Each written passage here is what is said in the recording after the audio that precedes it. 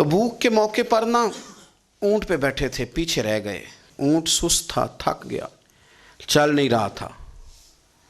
हज़रत अबू ज़र ग़िफ़ारी रज़ी अल्लाह ताला अन्हु पहले तो उसे ले गए ये गाँव में कि ऊँट बीमार हो गया, उसका इलाज कराया, लेकिन जब वो ठीक ना हो सका ना तो ऊँट वहीं छोड़ दिया।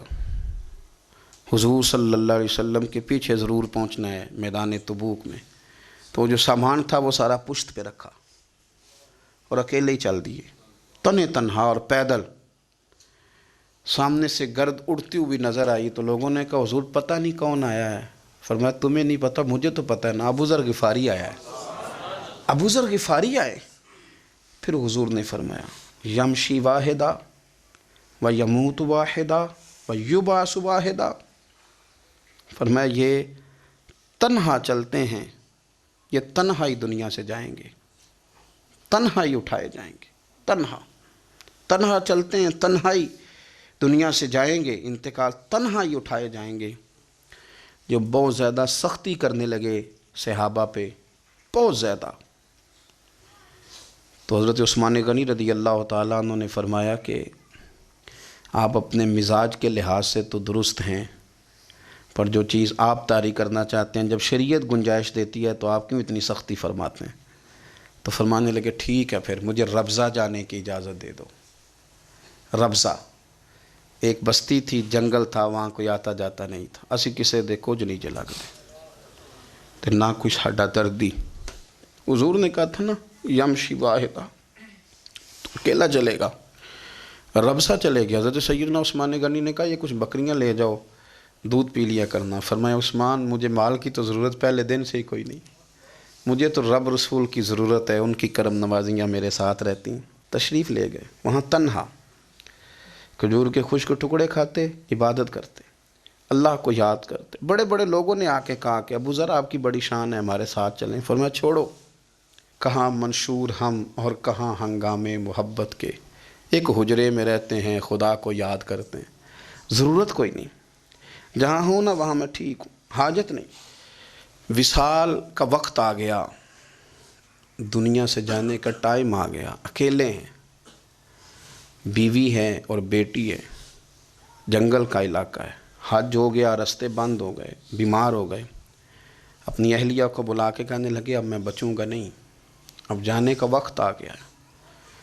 मैंने फ़कीरी जो हुजूर की देखी थी उसमें मैंने वक्त गुजारा है, और देख मैं जा भी फ़कीरी मेरा हूँ, लै सजदा सा तोड़ नहीं पाई, जान भी दिती तेरा तेरे, अब जाने का वक्त है। तो इस तरह करना, अगर तेरे पास कोई कपड़ा हुआ तो मुझे कफन दे देना, ना हुआ तो अल्लाह के सुपुर्द कर देना। कहा हम दो औरतें हैं, जनाजा गुस्ल कफन। फरमाया रब जमात भेजेगा मेरे लिए, लोग आएंगे, मेरे नबी पाक ने मुझसे वादा किया था आएंगे ना लोग। तो अहलिया कहने लगी अबू ज़र आपको कैसे पता है कि आप इस सहरा में इंतकाल कर जाएंगे, अल्लाह शिफा देने वाला है। फरमाने लगे हम 3-4 लोग बैठे थे तो हुजूर ने फरमाया था तुम में से एक शख्स सहरा में अकेला इंतकाल कर जाएगा। तो वो मेरे जितने बाकी साथी थे वो सारे इंतकाल कर गए, अब मैं अकेला ही बचा, मुझे पता है वो मैं ही हूँ। तो तुम देखना तुम्हें कोई ना कोई मिल जाएगा गुस्ल कफन के लिए। आपकी अहलिया कहती हैं कि मैं उठी, कभी दौड़ के मैं बाहर जाती, सड़क पे जाके देखती कोई गुज़र रहा है, फिर मैं आके कहती हज ख़त्म हो गया है, रास्ते बंद हो गए हैं, कौन आएगा जंगल में। फिर मैं आके उनकी तीमारदारी करती, फिर उठ के जाती, फिर मैं आके तीमारदारी करती। अचानक मेरी नज़र पड़ी तो एक छोटा सा काफ़िला आ रहा था, उस काफ़िले में चंद लोग थे और सबसे बढ़कर सहाबी रसूल हज़रत अब्दुल्ला इब्ने मसूद भी थे। मैंने उनको इशारा किया तो वो दौड़े आए, कहने लगे बहन क्या है। मैंने कहा यहाँ एक शख्स है, तुम्हारी थोड़ी सी ज़रूरत है उसको। तो अब्दुल्ला इब्ने मसूद कहने लगे कौन है बीबी। कहते हैं मैंने कहा कि वो अबू ज़र ग़िफ़ारी हैं। कहती तड़प के रोए अब्दुल्ला इब्ने मसूद, तड़प के कहने लगे अबू ज़र मेरे नबी पाक का प्यारा, मेरे माँ भी उस पर कुर्बान, मेरा बाप भी कुर्बान, किधर है जल्दी बताओ। कहती मैं ले आई, 4-5 लोग थे वो। तो सैयदना अबू ज़र ग़िफ़ारी कहने लगे अब्दुल्ला मेरा विसाल हो जाएगा, लेकिन याद रखना मेरी बीवी के पास कफन के लिए कपड़ा मौजूद नहीं। और लहो सजना सा तोड़ ही नहीं पाई, जान भी दिती तेरा तेरे, कफन के लिए कपड़ा नहीं है, लेकिन तुम में से ना वो बंदा कोई कपड़ा ना दे جو کبھی کسی سرکاری عہدے پہ رہا ہو، وہ بندہ میرے کفن کے لیے کپڑا نہ دے، کسی سرکاری عہدے پہ رہا ہو۔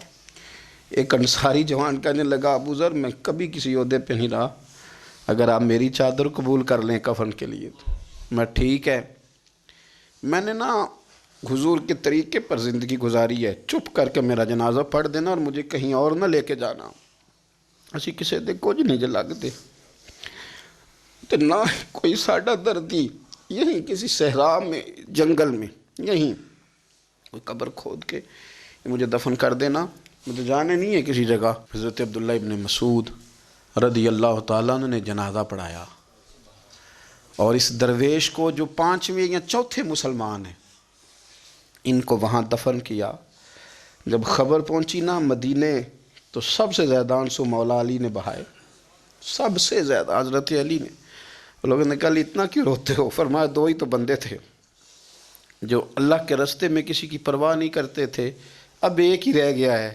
کہا حضور کیا مطلب؟ فرمایا 2 ہی تھے، ایک ابو ذر اور ایک علی، اب اکیلا علی تو رہ گیا، وہ چھوڑ کے چلے گئے۔ حضرت سیدنا ابو ذر غفاری رضی اللہ تعالیٰ عنہ اس عظیم شخص کا نام ہے، سردار قبیلے سے تعلق تھا، بڑے بہادر تھے، پر حضور کو فقیری میں دیکھا تو پھر زندگی اسی فقیری میں گزار دی، اسی فقیری میں، اسی طریقے میں وفا کر کے نا اسی رنگ میں گزار دی، انہی نقشوں پہ رہے۔